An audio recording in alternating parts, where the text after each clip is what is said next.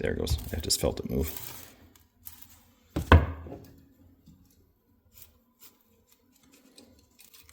Okay.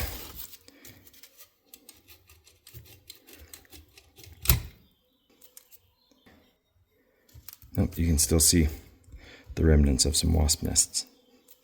Welcome back to the channel, everybody, and thank you for joining me another week. In today's video, we are going to be working on this Delco Remy 10SI alternator that came off of my Ford 8N Funk 6. You've probably seen that in previous videos on my channel, but basically I pulled that tractor out of a field where it had been sitting for about 15 years. And being that it is a Funk conversion of an 8N, it has a Ford 226 flathead inline 6-cylinder swapped in to where the original, flathead 4-cylinder engine would have been on an 8N. And at some point in the past, someone had installed this alternator onto the tractor and also converted it over to 12-volt negative ground. So that's kind of where we're at today. I'm actually hoping that by the time this video is released, that tractor is actually up and running. But before, right now I'm still scrambling, trying to get everything together so that I can get it running. And one of those things is getting an electrical system to charge the battery. So without further ado, let's dig into this. So while I'm breaking this thing apart, let's see. I will say that I had this alternator apart last week because it was full of wasp nests. And I just wanted to take it apart, clean out the wasp nests so that then, I could go in and get it tested. I did that and it failed the test. But I just took it to AutoZone. I asked for why it failed the test, and they could not provide me any information. So I don't think that the kid who was running it really understood it, and that's not his fault. He asked me what it was off of, and I knew that if I told him it was off of a 1950 Ford 8N tractor, he wouldn't know what I was talking about. So I told him it was off of a 73 Monte Carlo. Okay, come on out. Anyway, let's get this out. There we go. There's that rotor. And you can see the brushes. That's when I took this apart last week, I found out that it's kind of a nice alternator. It's very serviceable, and it's also a pretty well built alternator from what I understand. And when it failed the test, there at AutoZone, they were very quick to say, oh, we can sell you a replacement, rebuilt, remanufactured alternator for like $80. But kind of being that this one is a Delco Remy, it's an old, original alternator, rather than like a cheap remanufactured unit, I was like, I'm going to try to just fix it and see if I can get it running. So that's kind of what I'm doing now. Just kind of do a quick diagnostic of the different components internally, and then see if what parts we need to replace, and also how much it's going to cost to get this thing running again, if it's even worth it. So it's kind of the path that I'm traveling down. We'll see how it works out. So this is the point that I got it to last time. I just opened it up, pulled the rotor out, and cleaned the wasp nest out. I did not remove the stator. I did not go down in here and test any of, this is the diode. There's a trio of diodes right here. I think that's the rectifier. Here's your brushes. They look to be like there's still a lot of life left in those. And then back behind this is, I believe, your voltage regulator. So keep in mind, there are a lot of better, more qualified people showing how to rebuild these alternators on YouTube. But I figure there's probably a lot of people out there who are probably about the same skill level as me. And so how difficult is it? And can it be done? Can we test these parts and then determine what needs to be replaced instead of just going in shotgun blast type replacement of all components. Okay, I think with those 3 leads of the stator disconnected, we can probably get that stator removed. Let me grab my dead blow. So I'm just going to support this and then just hit the case.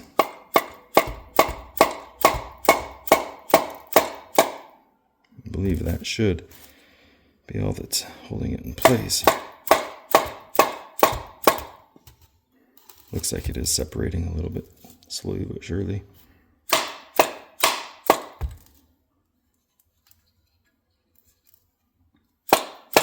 There it goes. I just felt it move.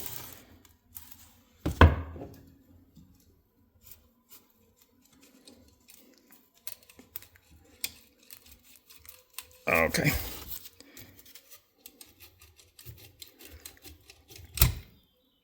Okay. Nope, you can still see the remnants of some wasp nests. But, okay. Before I start removing any of the other components in here, I do want to test and make sure that I have this battery post is isolated. So I've got my meter right here set to checking for continuity. So if there's an electrical connection, we'll hear a beep like that. So hopefully we don't hear a beep right now. Yeah, we're good. So that checked out. Okay, I switched leads to my alligator clips instead of the probes because I think it'll be easier to get a good reading. Okay, there we go. We've got 1 ohm. That seems good. Now let's go to this 3rd lug, C. Right about the same, 0.8 ohms. And we want low and equal resistance across all 3 of these pairs. Okay, that is good, within 1 or 2/10 of an ohm. So that's good. That the stator seems to be in good shape. Okay, I've moved back to these probe style leads for my multimeter. Set that there. I'm going to check the resistance across the slip rings here of the stator, of the rotor. Hopefully it's low. Okay, we've got about 3.5 ohms, 3.6 ohms. That's good.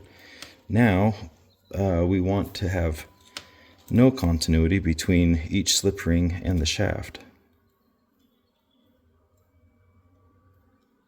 That's open. Same there. Okay. I'm just going to break this apart all the way real quick so that all of the components are out. Oh man, that's tight. There, we got it. Okay, there's that.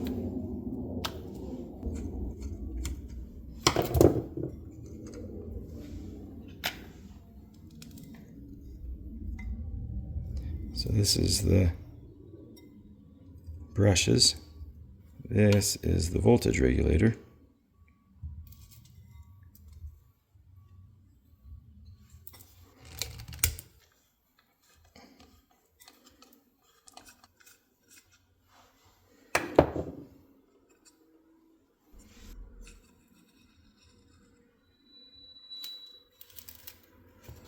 Okay, I'm going to go ahead and I'm going to try to press this bearing out. I've got it supported on the back side. There it goes.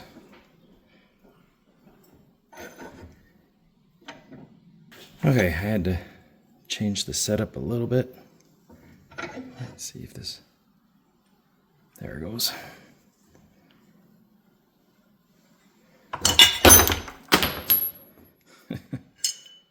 Okay. No damage done to this.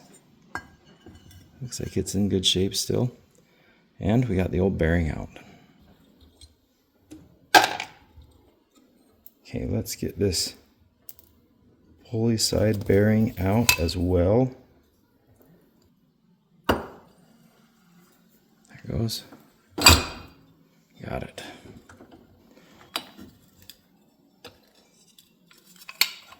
This was my backing plate. And there's that pulley side bearing. I'm just going to clean off this stator really fast because I want to make sure that I have good continuity between the stator where it grounds out and the rest of the case. And there's still a bunch of wasp nest mess up in here. So just want to take a minute and clean this off with some mineral spirits. Get this so it's going to be nice and clean. So let me show you this bridge rectifier. The bridge rectifier, its job is to convert the AC power that is generated as the alternator, the rotor is spinning. It converts that AC power to DC. And it does that with 3 diodes that are connected to this side of the heatsink, and then 3 diodes that are swapped in direction. And those 3 diodes are on this side. So we can check these diodes right here. If you look at the multimeter right there, 455, 0.455, 0.435, 0.444. Now let's switch the direction here. 0.447, 0.435, 0.445. So all 3 of those diodes, or all 6 of those diodes, they check out. Same thing with this little trio diode, or diode trio if you want to call it that. Same thing, this diode checks out 489, 479, and 461. So those seem to be working. My brushes, they seem to have enough life left in them, but it's the voltage regulator that I was kind of, unable to check with this, just a real quick bench test with my multimeter. I'd have to go and I'd have to get my DC power supply out and rig up some stuff, and I don't really want to do all that right now. I think I would rather just replace that voltage regulator. So here's the thing. By the time you go out and buy a new bearing and a new voltage regulator like I was planning on doing, I can actually go, for that same cost, I can go out and I can buy an entirely new kit that comes with a voltage regulator, a bearing, both bearings, a new bridge rectifier, new brushes. I mean, all of this stuff you can get for, I bought my kit for $36, $37, and it was shipped to me in a day. So you can't really go wrong with that. And I think that's why most of the videos that I was watching on YouTube about people overhauling these alternators, they were just going ahead and they were just replacing everything. It's because, cost-wise, it's just as effective. In fact, it's more effective just to replace everything. So, and the other thing that's nice is that voltage regulator, when I bought it, I bought the kit that comes with the self-exciting voltage regulator. So it basically converts this 10SI alternator, which was a 3-wire alternator, it converts it into just a single wire alternator. So it should make the wiring quite a bit more simple. All I got to do is just run one wire to the battery terminal on the alternator, and that'll take care of everything that I need. So when you take all of that into consideration, it's kind of a no-brainer to just go with an entirely new kit. So that's what I did. So really quickly, here is the new kit that I got. It was from Tough Stuff, and it was the kit for the self-exciting voltage regulator is 7700B. If you want the kit that has the voltage regulator that you need to excite with 12 volts off of the ignition switch, then you need to get 7700A, I think. Make sure before you buy that, but I think that's right. Anyway, I'm pretty pleased with it. There is one small issue that I'll show you, but before I do that, I'll show you the thing that I liked is all of these diodes on the bridge rectifier and also on the trio diode right there. They all read the same. All 6 of these are all 0.473, 0.473, 0.473. So it seems like we have, it's really consistent across everything. So I'm pretty happy about that. The thing that's funny is this is the battery post. And as you can see, I think it missed out on the threading portion of the machining phase because no threads. But that's not a big deal because we'll just use my old post and it'll do just fine. So I shot a little bit of footage from when I was cleaning off the stator. Hopefully I pasted it someplace in the video. I haven't done any editing yet, but hopefully that clip made it into, the video. I also did the same thing with the rotor here. Got this cleaned up and I polished the slip rings right here. So everything there is nice and clean and everything's checking out. So at this point, we're just gonna go ahead and start reassembling everything. And that's pretty self-explanatory. So I might just pull up a, time lapse and we'll do that. So cue the music.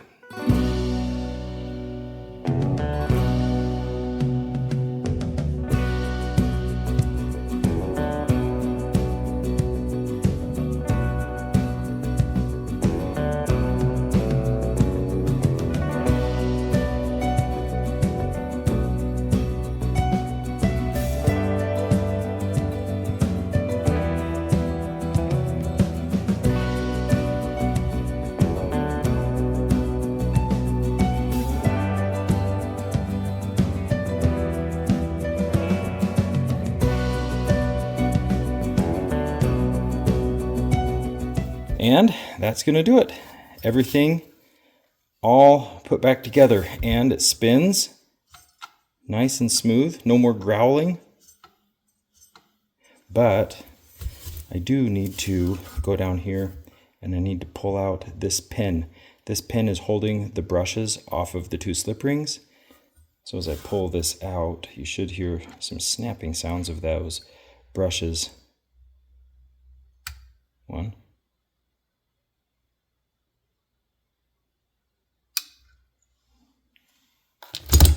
Okay, now it really is all put back together.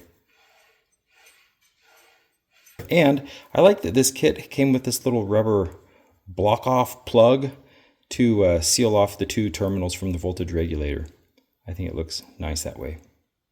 So, yeah, feels good to have this put back together. Well, that's going to do it.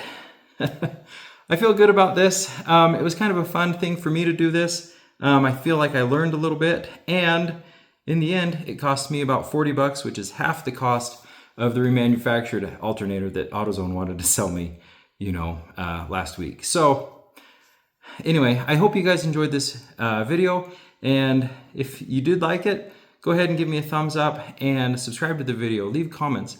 I always try to read and respond to those comments. I enjoy hearing what other people have to say. And as always, I will see you next week with another video.